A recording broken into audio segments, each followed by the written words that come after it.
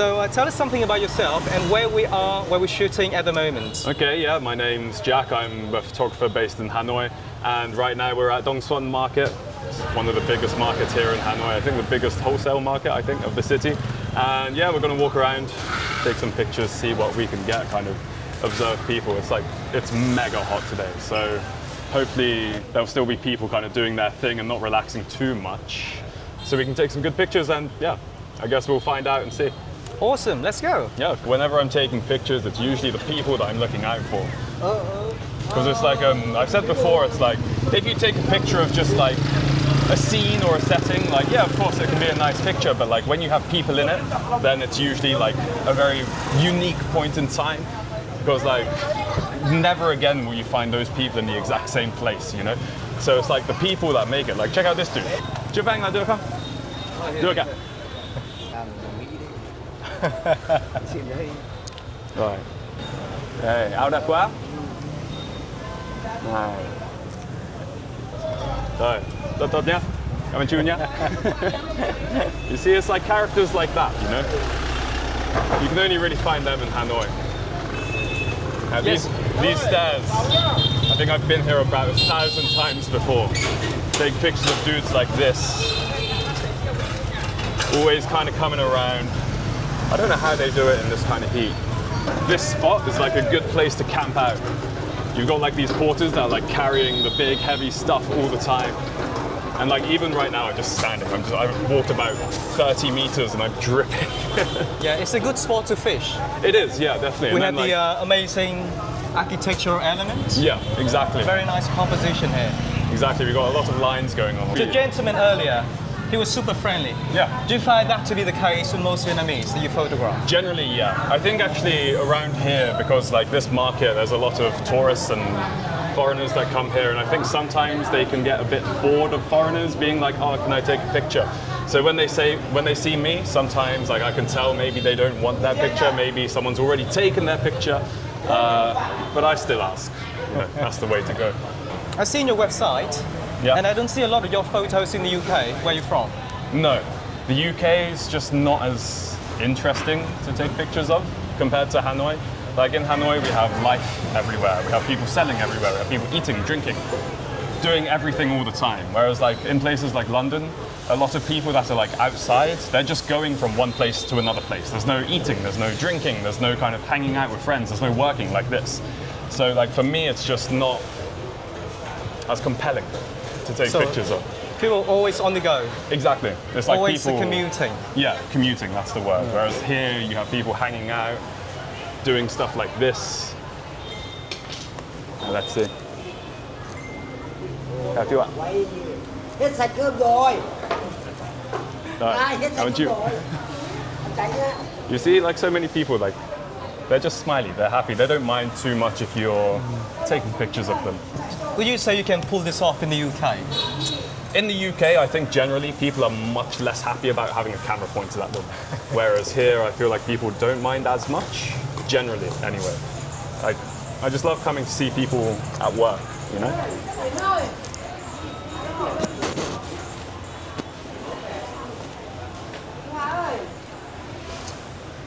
Yeah, and you're shooting with a 16mm today. I'm shooting with a 23, so like on full frame, that's 35. 35? Yeah. Is that your go-to focal length? Usually I'm shooting the 16mm, which is a 24 equivalent full frame. Yeah.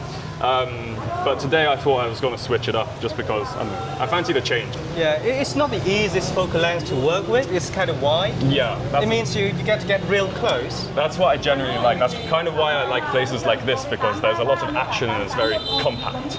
You have to be close to people, and I enjoy that. And I think that it's a lot easier to kind of be sneaky and secretive, or maybe like they don't realize. Because obviously as soon as somebody does realize you're there, then their behavior changes. You know? If they see you, they might like start smiling, or they might tell you to go away. Or like, it's no longer candid. Exactly. Sometimes I'll approach people and ask if a picture is okay. But then like in tight, busy settings, sometimes I just want to capture it like as it is. Like for example, like right here. You see. So she did notice me, but she didn't mind too much. Yeah, she carries on anyway, so... Exactly, exactly. If you had to capture Hanoi in one single frame, what would the frame be? see, it's hard because there are so many things that make Hanoi how it is. Like, coffee is a huge thing. Food is a huge thing. Being like outside on the street on a small stool is a huge thing. People wearing a non-la is a huge thing. So like, it's hard to try and capture everything at once. But when there's a kind of scene that has all of that action, that's kind of what I look for, you know? Yeah.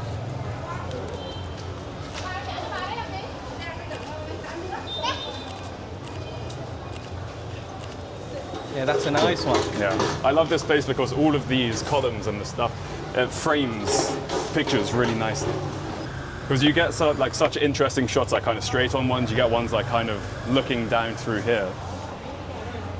Yeah, speaks of the devil. Let's see, I think she's gonna roll it down.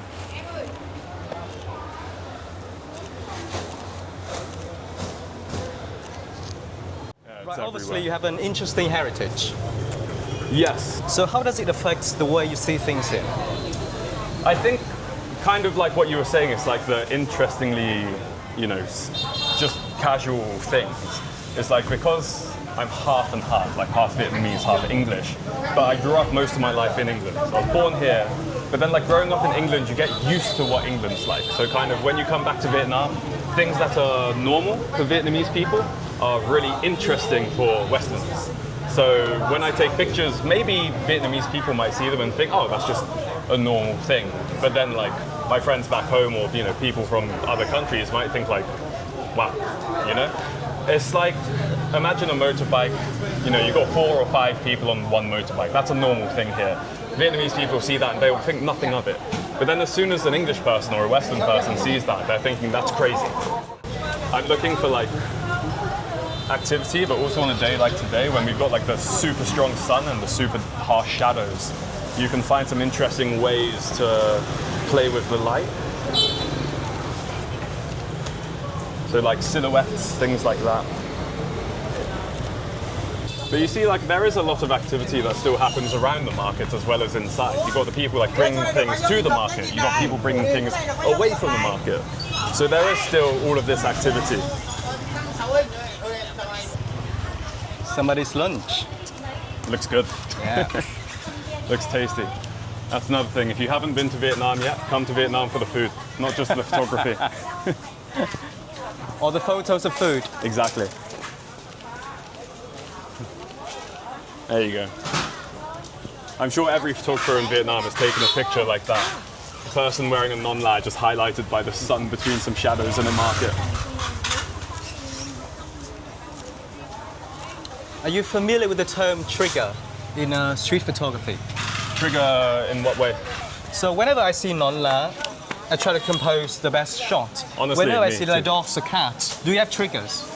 Yes. I think non-la is definitely one of them because like I said, I like portraying the authentic side of Hanoi. And obviously like a non-la is a symbol of Vietnam and you see them everywhere. So I guess, yeah, that is a trigger for me. Another one I think is just like old people. I think they just look really cool and usually they are really cool as well. And then otherwise just places like this, like it's like a bit dingy, but like there's just so much happening. And these are kind of, I guess that's my trigger, just busy places. There's just so much going on all the time, so much happening.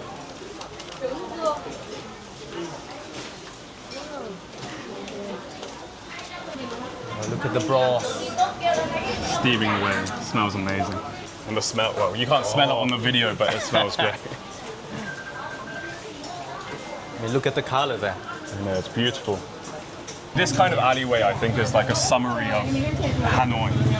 It's tight. It's somewhat dingy, but there are amazing smells. There's colors everywhere. There's people everywhere. And yeah, it just sums up Hanoi beautifully, I think. You know, at times like this, I wish I had my 16 mil.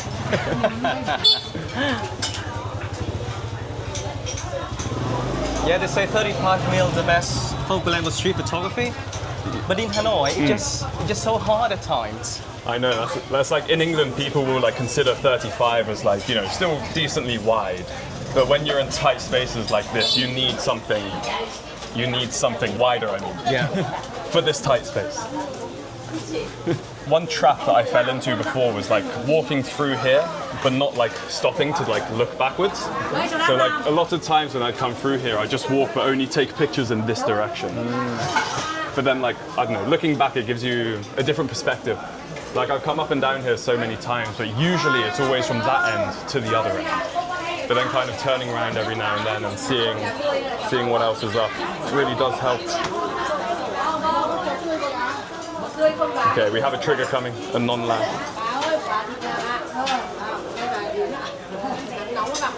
One thing though with non-lags, like every time they're in like sunlight, it's so hard to expose to them because they become so bright. It's like if I expose to that, everything else is dark. I need some more dynamic range. If you're watching this, set up a GoFundMe and buy me a Leica, please. Yeah, the thing is sometimes it creates very interesting shadow under the non-lag. It does, yeah. It creates a sense of anonymity, yes, you know? Exactly. It's like kind of, it gives you that added mystery, you know? And I love pictures that make you think, kind of leave you wanting more. Like, for example, who is the person under the non-lag? You know, what is their face actually like? Yeah. And here we go. Anh ở đây ngon không chị? Ngon ạ. Lần sau anh sẽ ăn ở đây nhé.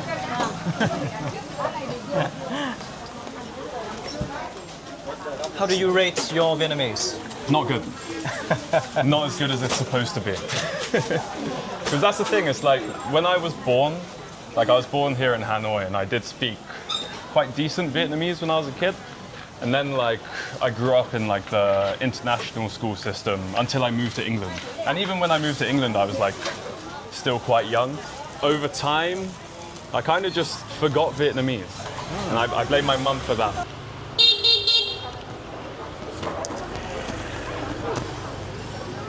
I always love strong sun coming onto like noodles, making them seem like they're glowing in the picture. How about you? How did you learn English so good? Actually spent a couple of years in the UK. Oh, did you? Yeah, I went to Sussex University in Brighton. I went to school in Brighton. Oh really? Brighton and Hove? Yeah, I went to Brighton College in Brighton. Very good, very good. Ah, so we both know the same town then? Yes. Yeah. Your accent still stands out to me, I think. Yeah, maybe a little bit. It's like a sense of familiarity for me. Maybe I binged too many episodes of Downton Abbey. Maybe. Yeah, Maybe. that's the main reason. Well, it's definitely a good thing. So, where do you get your inspiration from? For photography? Yeah. But kind of a lot of people that show authenticity. So like whenever I've been growing up looking at photos, a lot of the photos I saw of Vietnam were mainly war photos from the war. But also my dad was a photographer, so he was taking pictures here during the 90s. And that gave me like a nice kind of glimpse into it. And again, like his photography is very showing the true side of Vietnam, you know, just Vietnam as it is. He's not trying to make it look different. He's not trying to manipulate anything. So I guess like, yeah, my dad definitely like gave some inspiration for it. Regarding like other photographers, I'd love to be like Bruce Gilden, hence this, but I'm not brave enough to be like him yet. No flash? No flash. Yeah, there's a few different streams of inspiration, but to be honest, I think that my main inspiration is just Vietnam itself, rather than any like specific photographer. Like just having a city with these kind of scenes like this, and having so much that I want to show off about, makes me want to take pictures that portray it properly.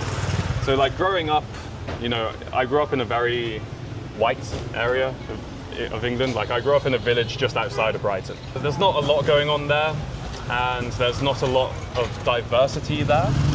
So like kind of when I was at primary school and stuff, I was the only person, or one of the very few people that were, you know, anything but just full British. And when I tell my friends and stuff when I was young about Vietnam, like I'd always loved Vietnam.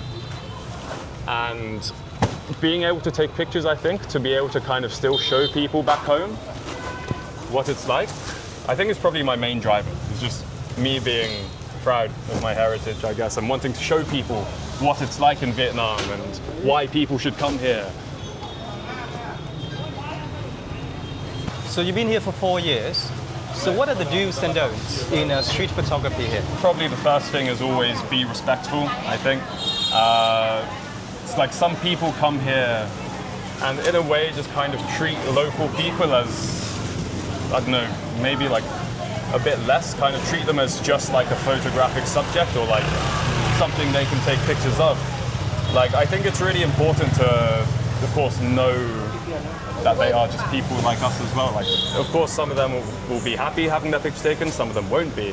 But I think always treating people with respect and showing people in a respectful way, I think is one thing. Maybe another do is to just do. So like, try not to be shy. It's hard to go against that, but it's like, try not to be shy, really kind of get yourself stuck in. Because I don't think I've ever seen or met any photographer that's come to Hanoi and not enjoyed taking pictures here. Like, it's such a photogenic city.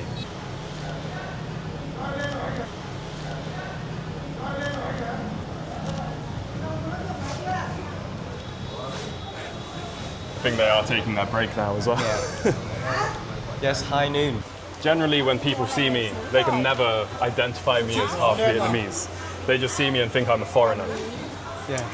So then it's also fun for me to surprise them and let them know that I can speak some Vietnamese and I'm half Vietnamese and I was born in Hanoi. And then that always creates like a really nice bridge that can connect me with, like, you know, whoever I'm taking pictures of. Definitely try and learn, like, you know, a couple of simple things, like learn how to say hello, learn how to say thank you, goodbye, things like that. I think is definitely a good thing to do.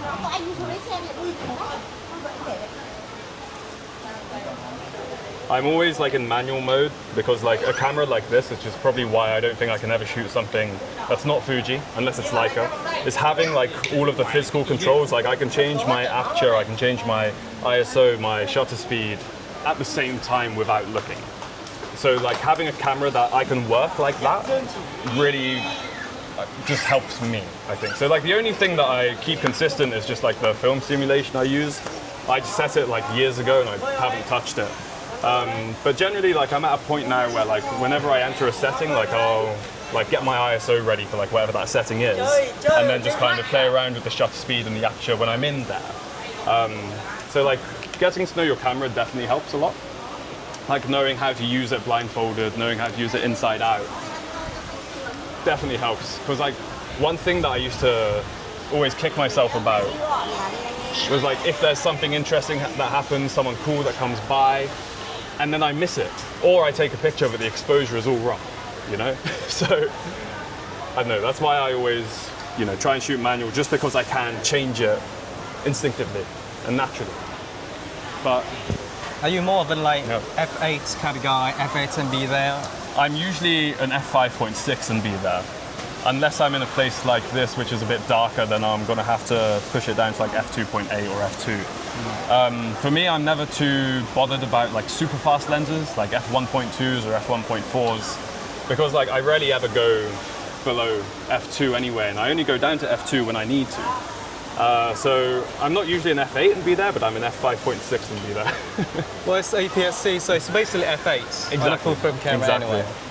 Do you ever get bored, like photographing in one location, like again and again, like you said, for the 1,000th time already here? A place like this, no, because it's always changing. There's always people moving, and like I said earlier, you might be able to get pictures that are similar, but you'll never get pictures that are the same. Because you see everyone's always moving, the items here are changing, everything's different every time. And it might not be massively different, but it's different enough to still keep giving you unique photos. You know, there might be some days I'll take a few hundred photos, I'll maybe keep one.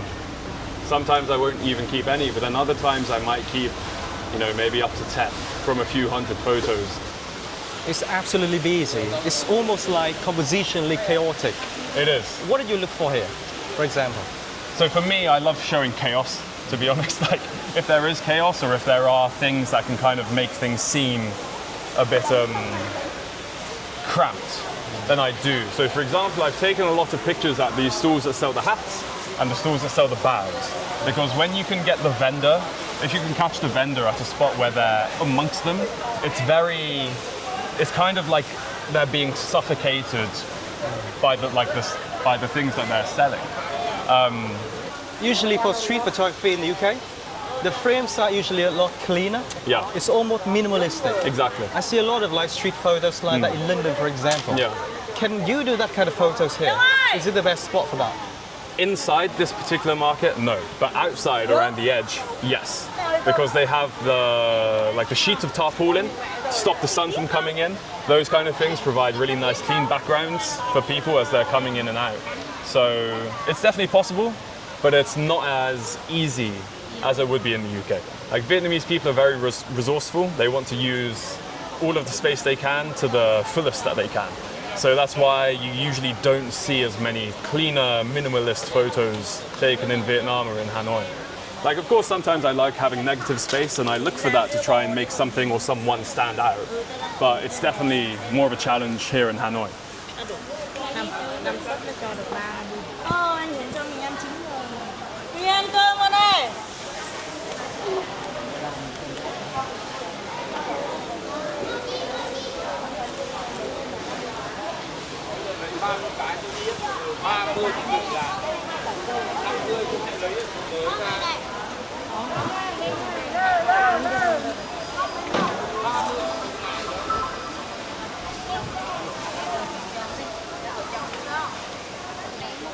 These guys know what's up. This is what you need if you come to Hanoi. A must-have item. Exactly. See, another thing I love about marketplaces like this is you can find kind of split frames. Like taking a picture down the middle here, it kind of gives you two sides. You've got the lady stacking things on the left, another lady just chilling out on the right. And even though it's like the same place, it creates that nice divide. And even though they're so close physically, they're also so separate mentally. They're both at different phases of the day. One's selling, one's relaxing.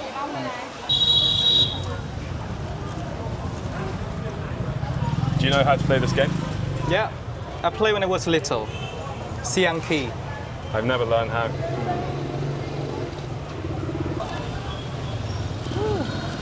And I just ruined your shot. You made it better. Layer, more layer. Exactly. Layering. But yeah, like today I've taken quite a few photos already. If I get like a few that are good, I'll be happy.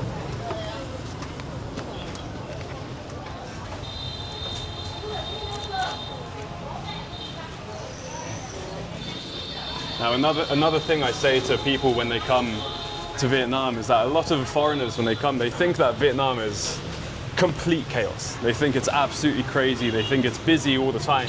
And to be fair, it kind of is, especially in a market like this and on the roads.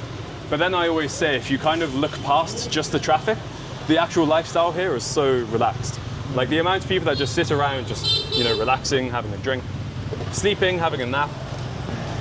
It's just a really laid-back, chilled lifestyle. And one thing I like about Vietnam actually is the fact that they have the lunchtime naps. In England, Siesta. Yeah, in England people don't have that. And they really should. Here we go. Have you ever eaten this? I must have. Probably once or twice in my life. I'm not sure if I have. Or if I have, I just didn't know that I did. I mean, it's not like what we're having for breakfast. Oh, Yeah. tortoise. No, Yeah. nothing like it. It's not like common, right? No, Is there like a certain occasion that people would eat this? like a very special occasion. Yeah, So it seems like a speciality kind of food. yeah. For like special times only. Something for a bit of a change, Yeah. a bit of novelty. I think most travel shows and also gastronomy shows on TV, Yeah, like Nat Geo, they show the weirdest kind of dishes in Vietnam. they do. Yeah. But that's because, again, it's like what I said. for the it's view, like, you know. It's for the views. Sensational. And for foreign audiences, they find it fascinating. Like even for people in England, like they'll never eat a bug. But in Vietnam, you know, people in the countryside, sometimes they do. Like I've eaten bugs before. They were actually quite nice. Accidentally. No, on purpose. I was in Mai Cho, and they brought out like some fried crickets. Oh yeah? And like obviously you pick it up, it's the whole cricket. And I was a kid, I think I was maybe 10 years old or something. I picked it up and I was like, I'm not sure about this. Then I tried it. It's delicious. It was kind of like eating crisps. Like it's just like a crunchy, savory snack. Yeah, but crickets are very elementary. Yes, We have weirder that's stuff. like beginner level.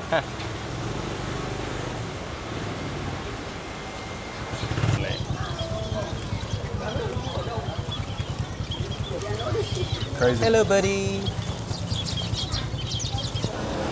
have. Did it knock you out? It almost did.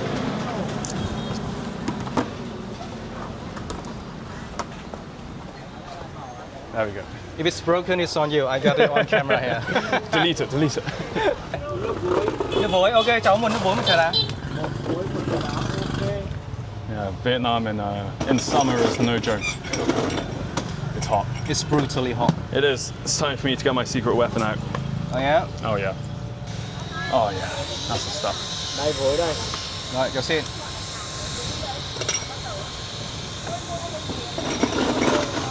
Honestly, I look at you, I don't know how you're still dry. I'm quite sweaty, look. I mean, look at this. Nah, that's nothing. Đây trà đá đây. Đấy, để cái ghế ra đây. Cảm ơn chú. We have different drinks and they look identical. One is nước muối and one is trà đá, but they look identical. Yours is a little bit clearer, but they're basically identical. Either way, cheers. Oh, cheers.